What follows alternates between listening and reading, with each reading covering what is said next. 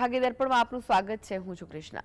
દર્શક મિત્રો, એક સુખી જીવન જીવવા માટે માણસે સાધુ નહીં પરંતુ સીધું થવાની જરૂર છે। તો આજના સુવિચાર સાથે શરૂ કરી આપના ભાગ્યના દર્પણને રજૂ કરતો અમારો વિશેષ કાર્યક્રમ ભાગ્ય દર્પણ।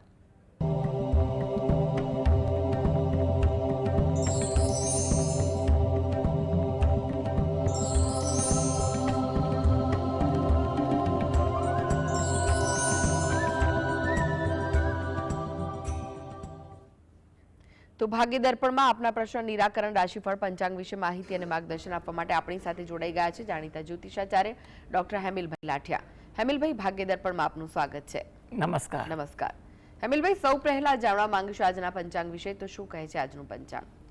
આજે તારીખ 15/3/2025 શનિવાર, ફાગણ વદ એકમ તિથિ છે, ઉત્તરા ફાલ્ગુની નક્ષત્ર છે સવારે 8:54 સુધી, પછી હસ્ત નક્ષત્ર છે, ગંડ નામનો યોગ છે અને તૈતિલ નામનું કરણ છે। આજની રાશિ છે કન્યા કે જેના નામાંક્ષર છે પઠણ। દિન વિશેષમાં જોઈએ તો આજે યમઘટ યોગ છે સવારે 8:54 થી સૂર્યોદય સુધી। જી હેમિલભાઈ, 12 રાશિઓનું રાશિફળ જાણે તે પહેલા એક દર્શક મિત્ર આપણી સાથે જોડાઈ ગયા છે, અશોકભાઈ છે। અશોકભાઈ, આપને જેમના માટે પ્રશ્ન પૂછવા હોય તેમની જન્મ તારીખ જણાવો। મારો બાબલો રણજીતભાઈ નામ, એમની જન્મની તારીખ 9/3/98। 9/3/98। હા, 5:30 વાગે સવારે। જી, જન્મ સવારે 5:30 વાગે અને સ્થળ કયું છે? ઉત્તરપુર, અમદાવાદ। જી, પ્રશ્ન જણાવો, શું પૂછવું છે? લગ્ન માટે પૂછવાનું। લગ્ન માટે પૂછવા માંગો છો?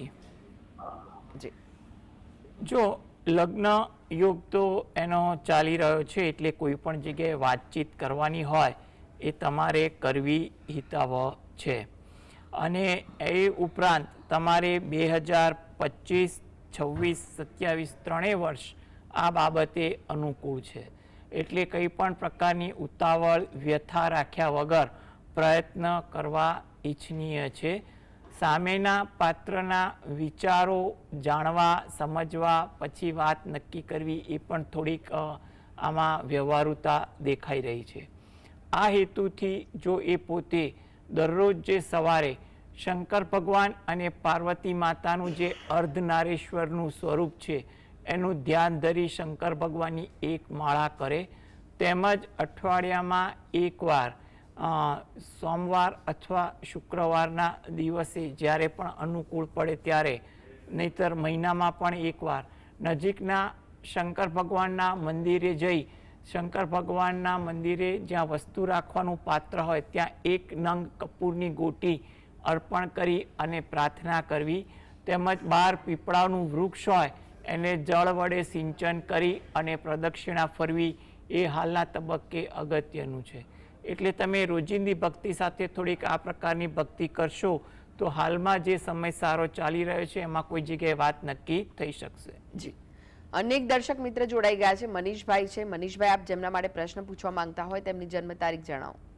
22/8/1990। જન્મ સમય કયો છે? 10:02 સવારે। અને સ્થળ? આણંદ। સવાલ જણાવો, શું પૂછવું છે? પ્રશ્ન એ છે કે મારા નાના ભાઈની બહેનોની બિલ મેરેજ થઈ ગયા છે, મારું મેરેજ નહીં થતું, કારણ શું? મારી ઉંમર 36 વર્ષની છે, કઈ મેં નહીં પડતું। જો લગ્ન અંગે એટલું કહી શકાય કે હાલમાં તમારા માટે આ 2025નું વર્ષ અનુકૂળ છે અને આગળ 26નું વર્ષ પણ અનુકૂળ છે।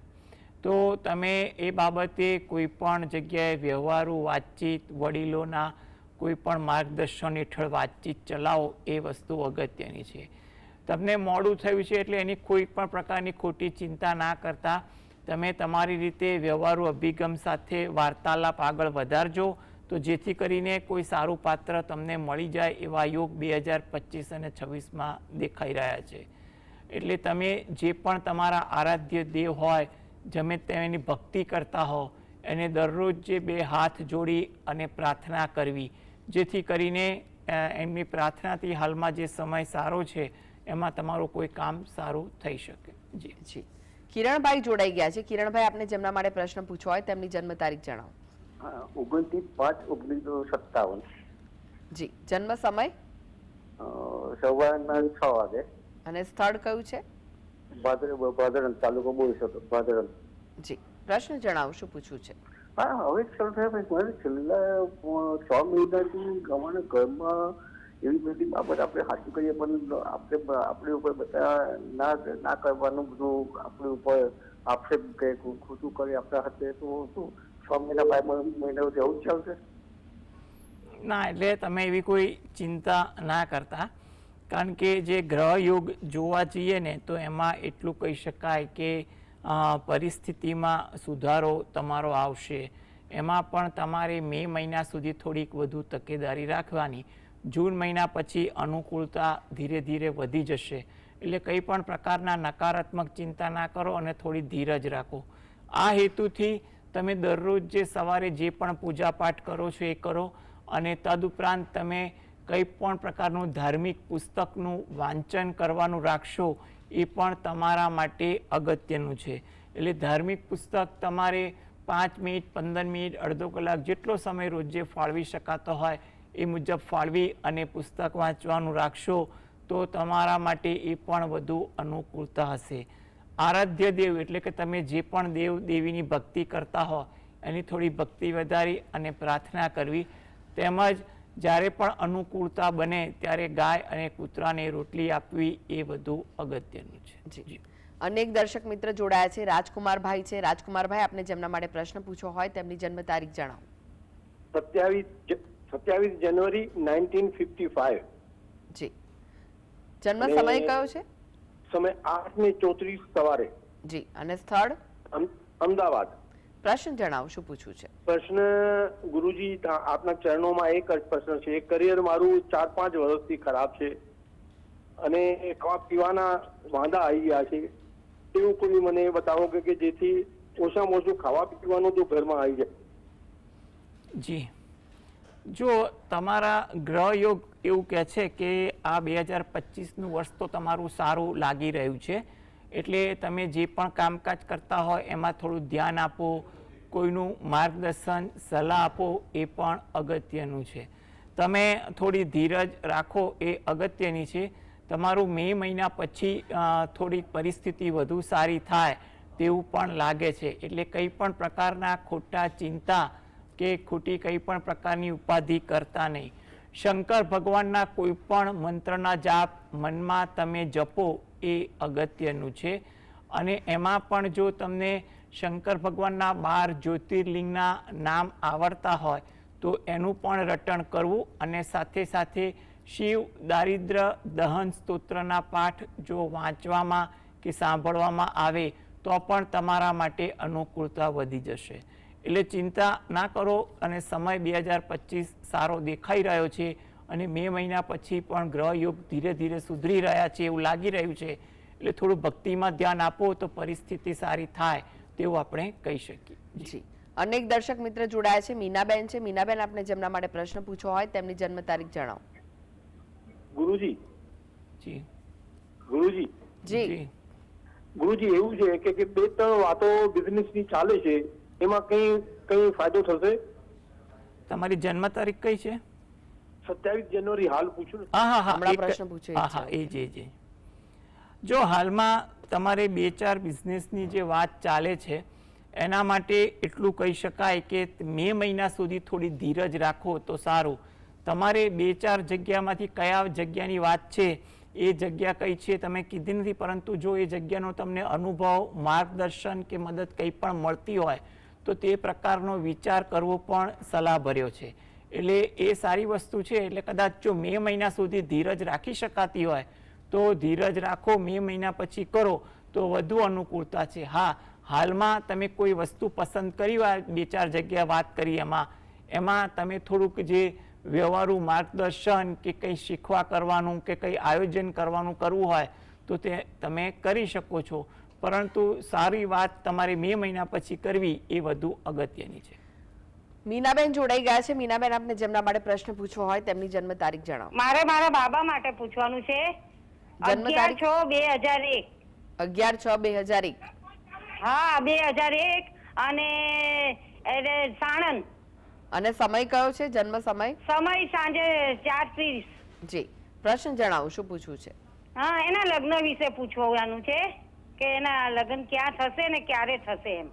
જી, જો એના લગ્ન યોગ અંગે એટલું કહી શકાય કે નવેમ્બર મહિના પછી, નવેમ્બર 2025 પછી એના યોગ વધુ પ્રબળ થાય છે, એટલે કે દિવાળી પછીના સમયથી. અને 2026 અને 27 બંને વર્ષ એના માટે સારા છે. એટલે કોઈ પણ જગ્યાએ ક્યાંય પણ તમારે વાતચીત ચાલતી હોય એ કરવી અગત્યની છે.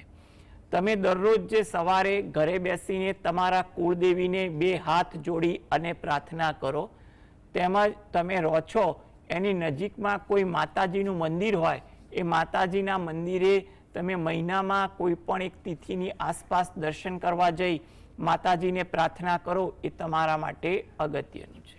જી. હેમિલભાઈ, વાત કરી રાશિફળની. રાશિ મંડળની પ્રથમ 3 રાશિ મેષ, વૃષભ, મિથુન રાશિના જાતકોનો આજનો દિવસ કેવો રહેશે?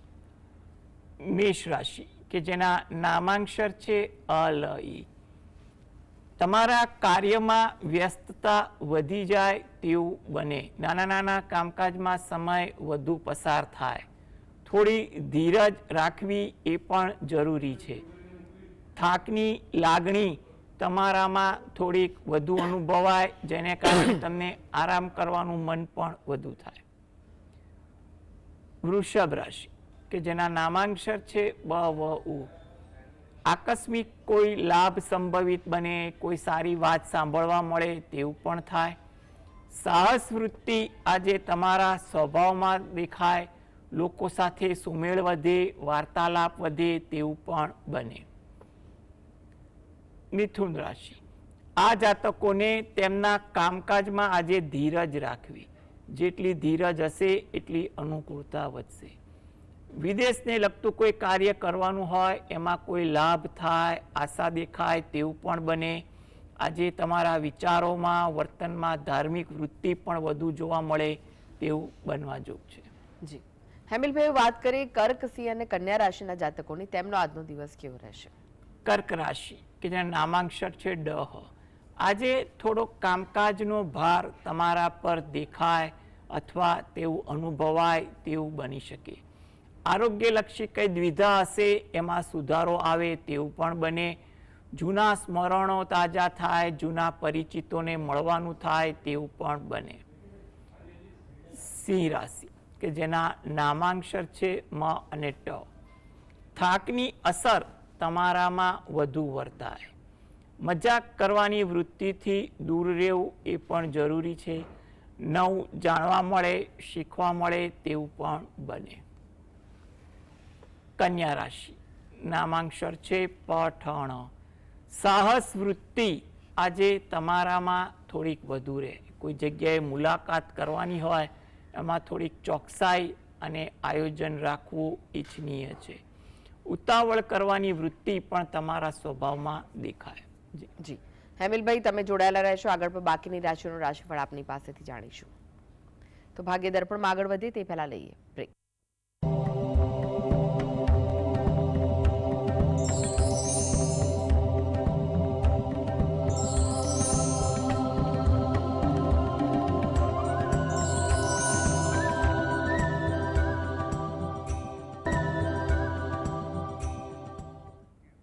બ્રેક બાદ આપનું સ્વાગત છે. આપણી સાથે જોડાયેલા છે જાણીતા જ્યોતિષાચાર્ય ડોક્ટર હેમિલભાઈ લાઠિયા. હેમિલભાઈ, એક દર્શક મિત્ર આપણી સાથે જોડાઈ ગયા છે, અમૃતભાઈ છે. અમૃતભાઈ, આપણે જેમના માટે પ્રશ્ન પૂછવો હોય તેમની જન્મ તારીખ જણાવો. 7/10/2000. 7/10/2000. જન્મ સમય કયો છે? સવારે 9 વાગે. અને જન્મ સ્થળ? અમદાવાદ. પ્રશ્ન જણાવો, શું પૂછવા માંગો છો? એટલે સાહેબ સંબંધ નથી થતો. વાતો આવું છે પણ આઈને જતી રહી છે વાતો. જી. 7/10/2000. Okay okay.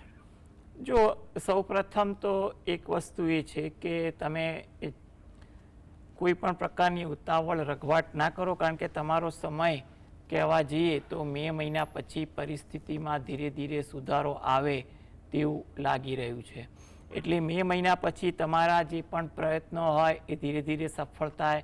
જૂની કોઈ પણ જગ્યાએ વાતચીત ચાલતી હોય એને મે મહિના પછી જો વાતચીત ફરીથી મૂકવા જેવી લાગતી હોય ત્યાં મૂકવી, પ્રયત્ન કરવા, કોઈ વડીલ કે હિતેચ્છુના માર્ગદર્શન સાથે આગળ વધો. 2025 પછી તમારા 2 વર્ષ ઘણા સારા દેખાઈ રહ્યા છે આ બાબતે, તો એમાં તમારું આ કાર્ય થાય તેવું લાગી રહ્યું છે. હવે આ હેતુથી જો તમે પોતે દરરોજ જે સવારે ઘરે બેસીને જ ગણપતિ દાદાના કોઈ પણ મંત્રના જાપ કરો, તેમજ તમારા કુળદેવીને તમે 2 હાથ જોડી અને પ્રાર્થના કરો. એ ઉપરાંત તમે રહો છો એની નજીકમાં કોઈ શંકર ભગવાનનું મંદિર હોય તો ત્યાં આગળ અઠવાડિયામાં એકવાર કે મહિનામાં એકવાર દર્શન કરવા જઈ અને ત્યાં શિવ પાર્વતીને 2 હાથ જોડી અને પ્રાર્થના કરવી. તેમજ પીપળાના વૃક્ષને જળ વડે સિંચન કરી અને પ્રદક્ષિણા ફરવી. થોડીક આ પ્રકારની ભક્તિ કરશો તો હાલમાં જે સમય તમારો યોગ્ય દેખાઈ રહ્યો છે એમાં કોઈ જગ્યાએ વાત નક્કી થઈ શકે એવું આપણે કહી શકીએ. જી જી હેમિલભાઈ, હવે વાત કરીએ તુલા, વૃશ્ચિક, ધનુ રાશિના જાતકોની, તેમનો આજનો દિવસ કેવો રહેશે? તુલા રાશિ કે જેના નામાંક્ષર છે ર અને ત. વ્યવહારુ અભિગમ તમારામાં વધુ જોવા મળે તેવું લાગે છે. મન અશાંત પણ આજે વધુ રહે, માટે શાંતિ જાળવવી અગત્યની છે. વૃશ્ચિક રાશિ કે જેના નામાંક્ષર છે ન અને ય. જૂના સ્મરણો તાજા થાય, પરિચિતોને મળવાનું થાય. આજે તમારા વિચારોમાં પણ ધાર્મિક ભાવના રહે તેવું છે. ધન રાશિ, આ જાતકોને મિત્રો સાથે મુલાકાત થાય, કોઈ કામકાજમાં ધાર્યા કરતાં વધુ સમય પસાર થાય, કામ ટાળવાનું મન થાય કે અન્યને સોંપવાનું પણ મન થાય. જી હવે વાત કરીએ અંતિમ 3 રાશિ મકર, કુંભ, મીન રાશિના જાતકોની, તેમનો આજનો દિવસ કેવો રહેશે? મકર રાશિ કે જેના નામાંક્ષર છે ખ અને જ. કામમાં ધીરજ રાખવી અગત્યની છે. લોકો તરફથી સહાનુભૂતિ તમને જોવા મળે.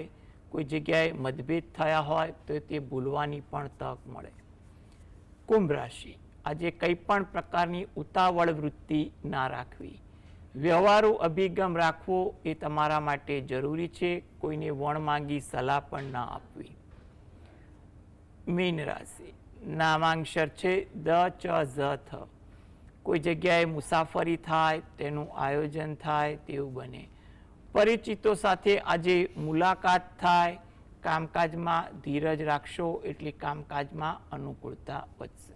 જી હેમિલભાઈ, જીએસટીવી સાથે જોડાવા માટે દર્શક મિત્રોને માહિતી અને માર્ગદર્શન આપવા માટે આપનો આભાર. નમસ્કાર. નમસ્કાર. તો આ સાથે જ ભાગ્ય દર્પણમાં આજે બસ આટલું જ. મને રજા આપશો. નમસ્કાર.